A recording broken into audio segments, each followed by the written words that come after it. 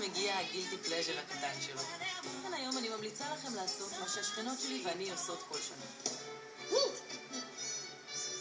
צפייה משותפת בתחרות הזמר של היוניברסום. Welcome to Universal! Yes!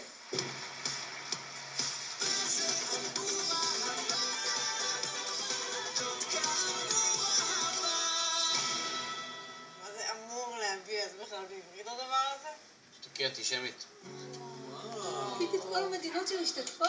סתם, היה לי מצב רוח טוב בבוקר. מותק, את בסדר? הוא לא יחזור הביתה.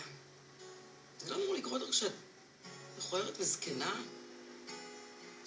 אני מכוערת וזקנה? גם אם זה כואב כרגע, גם אם זה יכאב.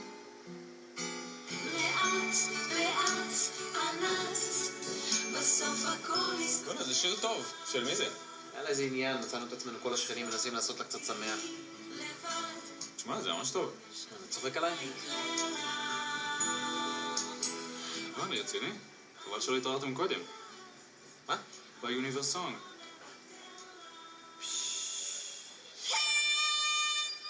להקת ענת תופעה שמורכבת מ5 נשים וגבר אחד תייצג אותנו בתחרות היוניברסונג שתתקיים השנה בפריז עם השיר בסוף יסתדר לך.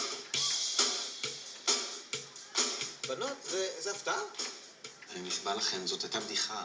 תכתוב מכתב יפה ותסביר שנפלה טעות מצערת אני אתחבא שבועיים בבית עד שיפסיקו להסתלבט עליי בעבודה.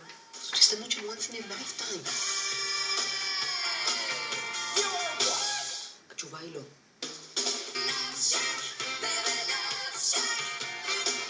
עידית, זה לא צחוק. אני רוצה להבין את האנשים הכי טובים בשטור. אבל נראה לי שאתם חבורה מקסימה. חבל שאין לנו ערבייה.